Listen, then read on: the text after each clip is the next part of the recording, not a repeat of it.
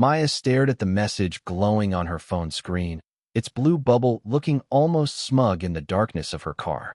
The snow had started falling again, thick, slow flakes blanketing the windshield like an apology she didn't ask for. Her hands were still on the steering wheel, knuckles white, as if she could drive out of this moment if she just gripped hard enough. Hey, maybe don't come this year. You always make things awkward. That was it. No, love you. No explanation. Just a casual exile tucked into a text message from her older brother Jason, a man she once adored, once rescued. She blinked, trying to process the words. The deflection, the rejection, the cowardice. It was 6 days before Christmas. She had gifts in the back seat, carefully wrapped in silver paper and tied with real ribbon, because tape felt lazy. Jason's daughter's favorite book series, a set of ceramic baking bowls for his wife, a vintage record player for him.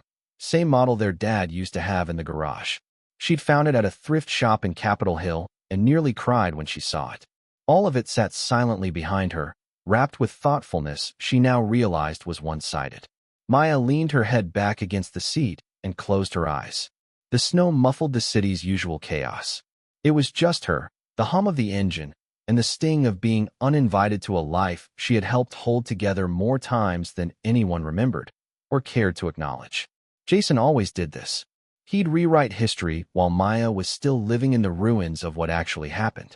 3 years ago, when he lost his job at the marketing firm, it was Maya who paid off his overdue rent so he wouldn't be evicted. It was Maya who invited him, his wife, and their toddler into her one-bedroom apartment when they had nowhere to go. She gave up her bed and slept on a futon for 5 months. She covered groceries, covered utilities, covered for him emotionally when their mother started asking questions. Jason had said thank you. Once. Drunk. And even that had come with a sigh, like gratitude was exhausting. But she didn't help him for the thanks. She helped because she thought that's what family meant. You show up. You carry the weight when others can't. You don't send texts like that a week before Christmas. She could picture him now, probably sipping a spiked eggnog in his new apartment, decorated with string lights and a pine-scented candle, bought with the bonus from the job Maya helped him get through one of her contacts. She could almost hear his wife agreeing. It's probably for the best. Maya just makes things heavy. Heavy. That word again. She had been called intense, too sensitive, too much, by people who never once paused to wonder why. Why she held on so tightly. Why she showed up even when it hurt. Why she noticed when no one else did. Because that's how she loved. Not loudly, not theatrically, but relentlessly, quietly, through action, through sacrifice, through remembering your favorite song even when you forgot her birthday. Maya's phone buzzed again. A message from her mom this time. Sweetheart, maybe it's best to give Jason space. It's been a tense year. Tense. Maya wanted to laugh. She was the reason Jason even had a year left to be tense about. A wave of something sharp rose in her chest, part sadness, part fury. Not because she wasn't invited, but because she realized she'd been uninvited long before this message came. She just hadn't let herself believe it. The truth was, Maya had always been the emotional one. The overachiever with a therapist and a savings account. The family's unspoken plan B, called in when things went sideways, then gently pushed aside when the crisis passed. She was the emotional dump bin, the fixer, the can you help just this once girl who kept saying yes until it became a role instead of a relationship. But this text wasn't just hurtful. It was clarifying. She looked out at the snow, the streetlights painting golden halos onto the windshield. For the first time in a long while, the cold didn't bother her. Not really. She started the car, turned off the heater, let the silence sit. In 6 days, Jason and the rest of them would gather around a table she used to set, in a house she used to walk into without knocking. They'd pass mashed potatoes and polite lies, say grace for things they never earned, and pretend family meant something it didn't. And Maya? She'd make a reservation at that little Italian place near the water, sit at the bar, order a glass of red, toast to a kind of peace that didn't require permission or performance. She wouldn't reply to the text. It didn't deserve an answer. Some silences speak louder than apologies ever could. It started with one phone call. One evening last December, Jason's voice cracked through the speaker like a man standing in the wreckage of his own pride. Hey sis, I got laid off. There was a pause. Not dramatic, just tired. Worn down.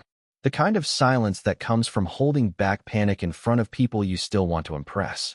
And even though Maya had been up since 6 a.m., juggling spreadsheets and a coffee that had long gone cold, she didn't hesitate.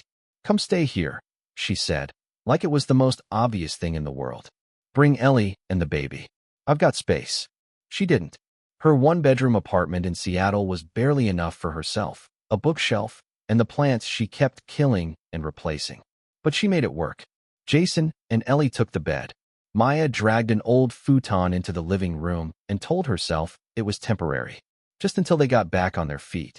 She paid for groceries, switched to a cheaper phone plan to afford their diapers, covered the power bills when Jason forgot, set up job alerts for Ellie, printed out resumes, drove her to 2 interviews when the bus routes didn't align, cooked dinner every night, sometimes coming home after 10 p.m. and still throwing together something warm just so they wouldn't feel like they were a burden. And through all that, she smiled. Because that's what Maya did. She showed up, gave, held everything together. For 6 months. Until one day, she came home to silence. The apartment was clean, empty. Jason and Ellie were gone. No note, no text. Just a couple of empty hangers swinging gently in the hallway closet and a faint scent of lavender dryer sheets that still made her heart squeeze a little. She waited a day. Maybe they were visiting friends. 2 days. Maybe it was a mix-up, something unspoken but harmless. Then, on the 3rd day, Maya opened Instagram during her lunch break. She wasn't even thinking about them, just aimlessly scrolling while eating cold noodles at her desk. And there it was. A picture of Ellie in a brand new kitchen. Polished countertops. A little sign on the wall that read "Home is where the Wi-Fi connects automatically." The caption? "Fresh start." Couldn't have done it without a little help, yellow heart. Maya stared at the post for a full minute before she let herself process the background. The gray tile backsplash. The light fixture she recognized from Zillow. She clicked the location tag. Capitol Hill. She blinked. That couldn't be right. But her stomach was already sinking. Faster than her brain could catch up. She opened her banking app. Scrolled back through her statements from March. $2,000. Withdrawal. Labeled security transfer, app deposit. She thought it had been a glitch. A mislabeling. Something from her old landlord. She'd meant to call about it, but never got around to it. She'd been too busy helping them. Turns out, she'd been the one to pay for their fresh start. Not only had they left without a word, but they'd used her money, without asking, to move into a place she never even got to see. And that emoji? That goddamn yellow heart? It wasn't for her. That night, Maya didn't cry. She didn't scream.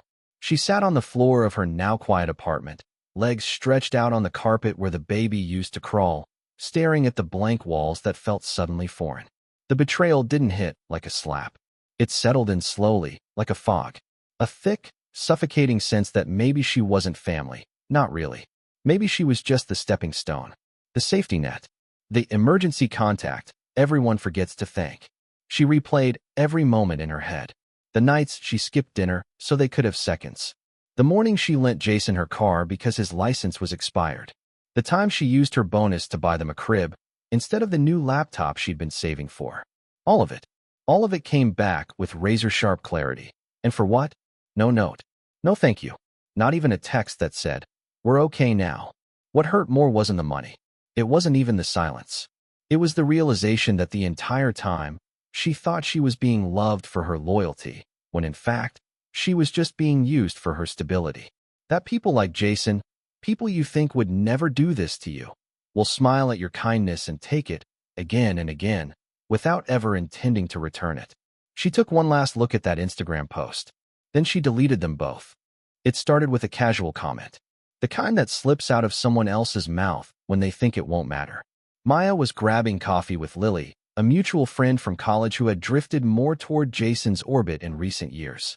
They were talking about work, holiday plans, and somewhere between the small talk and a sip of oat milk latte, Lily said it. "You know," she began, stirring her drink. "Jason once told me you're a lot." Maya blinked. "A lot?" Lily looked up, hesitant. "He said you're kinda intense. Like, always trying to save the world. Overreacting. Taking things too seriously." His words, not mine. The words sliced clean. Not because they were cruel, but because they were so casual. Like her brother had said them the way one would describe the weather, matter of fact, thoughtless, and somehow more painful because of it. Maya didn't answer right away. She nodded, pretending it didn't bruise. But on the drive home, the silence in the car was louder than any radio. Too intense. She overreacts. Always acts like she's saving the world. She'd heard that tone before. Not the words, but the tone. The shrug in her mom's voice whenever Maya spoke up. The way her father used to sigh. Maya, not everything is a crisis. The way Jason used to roll his eyes when she insisted on donating old clothes instead of throwing them out. And suddenly, it all clicked into place. She had spent years being the one who showed up, who remembered birthdays, who brought soup when people were sick, who paid rent when Jason was broke. And somewhere along the line, her kindness had become annoying. Too much. Unwelcome. It wasn't long after that when Thanksgiving rolled around. Maya had assumed, as always, that she'd be going to her parents' place in Tacoma. She'd even baked a pecan pie, her mom's favorite. But as the week drew closer, no one said a word. No group chat. No email thread about dishes. No, what time are you getting here? Not even a meme about turkey disasters. She called her mom the day before Thanksgiving. Hey, what time should I come by tomorrow? There was a pause. Then her mother's voice, thin and distant. Oh, sweetheart. Jason said you needed space. We thought maybe it'd be best if you sat this one out this year. Maya stood in her kitchen, holding the pie dish, fingers tightening around the ceramic edges. Jason said you needed space. She didn't remember saying that. She remembered buying groceries for his kid. She remembered paying his electric bill. She remembered giving him space. All right, her whole damn apartment. But now, he was speaking for her, telling people what she needed, framing her absence like it was her own choice, when in reality, she'd been pushed out. The next day, Maya stayed home. She didn't turn on the TV. She didn't scroll through social media. She sat at her small kitchen table, the pecan pie still untouched, and listened to the quiet. And for the first time, she let herself really hear it. Not just the silence of a room without company, but the silence that comes when you stop chasing people who never cared to stay. Over the years, Maya had mistaken proximity for love. She thought that giving meant bonding. That support would earn loyalty. That consistency would be noticed, maybe even reciprocated. But the truth hit her like cold air through a cracked window. They didn't need her. They needed what she could provide. The emotional labor, the money, the rides, the favors, the late-night phone calls, the pie, the patience. Maya had been a utility, not a sister, not a daughter, not a person with her own needs. And when she stopped being useful, when she got tired, when she finally started saying no, they called it overreacting. They said she was too intense. They claimed she needed space. It was easier for them to label her difficult than to admit they had taken advantage of her for years. That realization didn't come with fireworks. It came slowly, in the quiet moments between breaths. While washing a single plate, instead of setting a table for 10. While passing by the fridge and noticing the pie still untouched. While checking her phone and seeing no missed calls. No texts. Not even a half-hearted, "we missed you." Maya didn't cry that night. She sat by the window, watching a thin layer of fog roll over Seattle. And for the first time, she didn't feel guilty for staying away. She felt free. Maya sat alone at her kitchen table, the steady rhythm of the rain against the window masking the chaotic thoughts swirling in her head. For the first time in years, she felt the weight of her own decisions, the quiet finality of taking control. The credit card she had given Jason months ago sat on her mind. She had handed it to him back when things felt different. Back when he seemed to need her, when he convinced her that family was about sticking together, that no matter how messy life got, they should have each other's backs. It was just a card, just a piece of plastic, but in that moment, it felt like an extension of herself. She trusted him. She believed in him. But now, sitting in the silence of her apartment, Maya realized that the only thing she had really been doing all this time was enabling his mistakes and enabling her own. She had been too much of a crutch, a support, a giver, a fixer. She had been the one who always gave in, always put her own needs aside, all for a family that only took and never gave back. She thought about the countless nights she spent picking up the pieces for Jason, for his wife, for his kids. The way they never even said thank you, as if it was expected. No gratitude, no acknowledgement, just silence. And now, no invitation to Thanksgiving dinner. Maya's fingers hovered over her phone, her pulse quickening. Her eyes flicked to the credit card statement on her screen. She clicked on the app. Her thumb moved over the button that said, Cancel card. The confirmation box popped up. A simple "Are you sure?" flashed before her. Her heart pounded, but the answer was clear. She hit yes. In that single moment, it was as though she had physically severed a tie that had been dragging her down for far too long. The numbness in her chest gave way to a strange feeling of liberation, a lightness she hadn't realized she'd been missing. No more payments. No more bailing out a family who didn't even seem to care. No more false promises of "we'll pay you back later." No more feeling like she had to be everything for everyone. And just when she thought she was done, when she thought the hardest part was behind her, she picked up her phone once more. The message was simple, direct. It didn't need to be anything else. She typed, "If I'm too much, then I'll give you nothing. Let's see how that feels." Her fingers trembled as she hit send, her eyes lingering on the words. It wasn't anger. It wasn't revenge. It wasn't even payback. It was something entirely different, self-respect. It was the first time she had spoken up for herself in years, the first time she had made the choice to stand up and say no. Not for anyone else, not for the world, not even for her family, but for her own peace. For the first time in her life, she was allowed to choose herself. And that felt like freedom. Jason had always told her that she overreacted, that she was too intense, too much. But Maya was starting to see it differently now. Maybe it was the world that was too much of everything. Too many expectations, too many roles to play, too much giving, but not enough receiving, not enough recognition, not enough love. As she set the phone down, Maya felt an odd sense of quiet settle over her. It was a kind of peace, like stepping into a new room for the first time. She wasn't angry. Not really. The hurt was there, but it wasn't consuming her. No, this time it was something else. It was empowerment. It was clarity. It was freedom. For too long, she had been the one in the background, the one who held it all together while everyone else took what they wanted, never asking for permission, never considering the cost. They just took. But not anymore. Now, she had drawn the line. Now, she was taking back the power that had always been hers to begin with. She wasn't asking for permission. She wasn't waiting for them to acknowledge her worth. She had already done that for herself. As the rain continued to tap against the window, Maya felt something shift inside of her. It wasn't a dramatic, life-altering moment, at least not in the way others would see it. But to her, it was everything. For the first time, she was no longer just a person serving others, a figure in the background. She was a person who had learned how to say no, how to choose herself. And in that quiet, sacred space, Maya felt the stirrings of something much bigger, something she'd forgotten existed for so long. Hope. The phone rang, and Maya hesitated before answering. She already knew it was Jason. The call had been inevitable. She could feel the anger simmering beneath his voice as he barked through the line. "Maya, this is your fault. You're the reason we couldn't get the medicine for Ben. I told you this would happen. Why do you always make everything harder than it has to be?" She closed her eyes, taking a steadying breath, and leaned back in her chair, feeling the cold grip of frustration. It wasn't the first time he'd thrown blame her way, and it certainly wouldn't be the last. But something inside her had shifted. She wasn't the same person she'd been when she'd opened her door to him and his family all those months ago.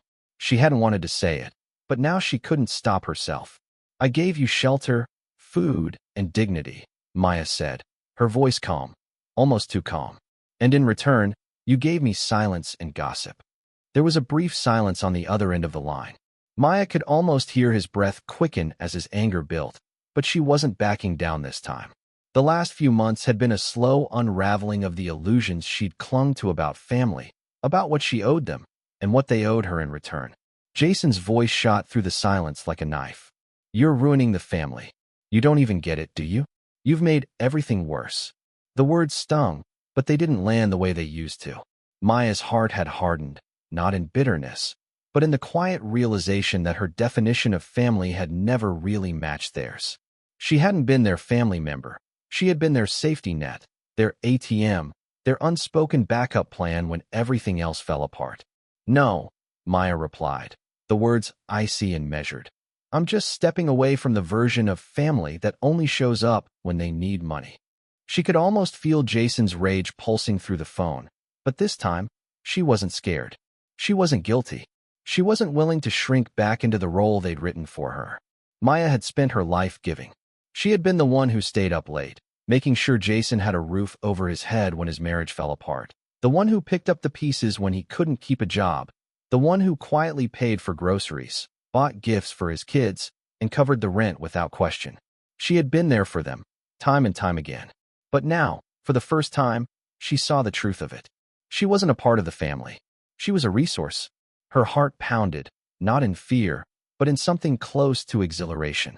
It was terrifying to admit, to say the words out loud, to stand up for herself when the weight of years of sacrifice pressed down on her. But there was something freeing in the finality of her decision. She wasn't going to be anyone's emotional crutch anymore, their financial safety net. She wasn't going to live in the shadow of their need, drowning in the sense that she was only valuable when she could give. Maya looked at the phone, feeling her fingers grip the device just a little tighter. There was nothing left to say to Jason. There was nothing left to prove. I'll talk to you when you can see me for who I really am, Jason. Not just the person who can bail you out. Goodbye. And with that, she ended the call. The ringing silence that followed was louder than the argument that had just unfolded. The weight lifted, and for the first time in a long while, Maya felt a sense of clarity. It wasn't just about standing up for herself. It was about knowing her worth. It was about realizing that she didn't need to be everything for everyone. She could be something for herself. As she set the phone down, her gaze drifted to the window. The city of Seattle stretched out before her, lights flickering in the distance like stars. For once, she didn't feel alone in the way she had for so many years. She felt something deeper, an awareness of herself, of the space she had carved out, the boundaries she had set. Maya was stepping away, yes, but she wasn't running. She was walking towards something better, a future where her value wasn't defined by the needs of others, but by what she was willing to give to herself. The last few months had been a painful lesson, but it had been worth it. Maya stared at her phone, her thumb hovering over the screen. The last thing she had to do was simple: send the final payment to the pharmacy. It wasn't for Jason. It wasn't for his wife or even his children. It was for the little boy, Ben, who had never asked for any of this mess, whose wide eyes were still innocent in all this chaos. She tapped the amount into her banking app and transferred the funds, the total leaving her account without hesitation. It wasn't for Jason's pride or his carelessness. It was for a child who deserved better than the life Jason and his family had drawn for him. But once that was done, there was nothing left to hold her. No more obligations, no more guilt. She had been giving pieces of herself away for years, trying to patch together a family that had never truly wanted her, not for who she was, but for what she could provide. With one deep breath, Maya navigated to her contacts, her finger dragging across the screen to select Jason's number. It was time to make it official. She pressed the block button. The number disappeared. Gone. No more late-night calls. No more text messages filled with half-formed accusations or pleas for help that only came when things were bad enough for him to remember her.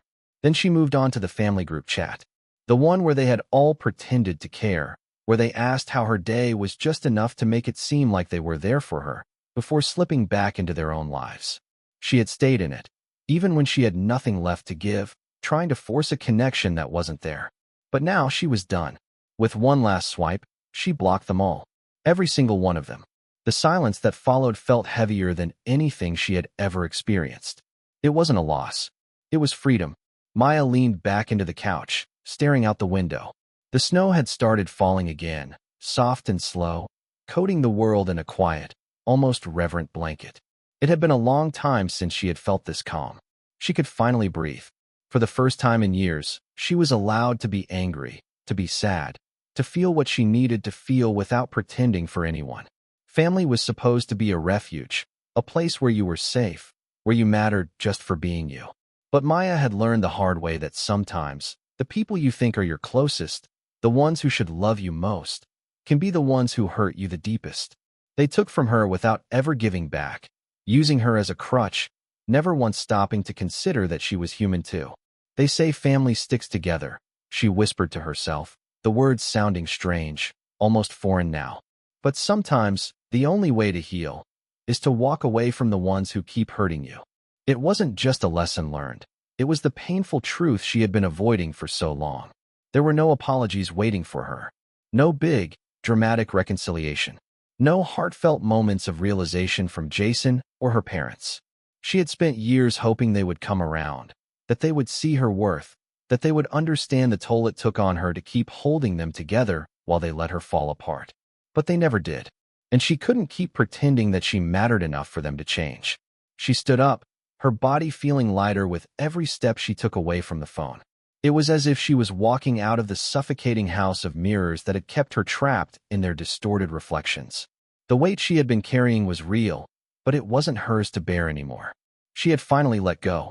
Maya didn't know what the future held, but for the first time, it didn't matter. She didn't need them. She wasn't going to keep sacrificing herself for people who would never give back what she needed. She was going to take the space she deserved. The next step in her life was hers alone to choose. There was power in that, in reclaiming her autonomy, her sense of self. As she closed her eyes, she knew it wasn't just about cutting ties. It was about taking back the life that was hers all along, the one she had almost forgotten, buried beneath the weight of family expectations and the false sense of duty. It wasn't about revenge. It wasn't about being right. It was about healing. And sometimes, healing meant walking away. With her heart finally at ease, Maya whispered one more time to herself, letting the words settle deep within her. They say family sticks together. But sometimes, the only way to heal is to walk away from the ones who keep hurting you. Not everyone who shares your blood is truly family. That's a harsh truth Maya had to accept over the years. Family, in its truest sense, is not about shared genetics or forced loyalty. It's about being there when it counts, showing up when you're needed, and offering support without hesitation. Jason, her brother, had failed her time and time again, choosing silence over help, excuses over accountability.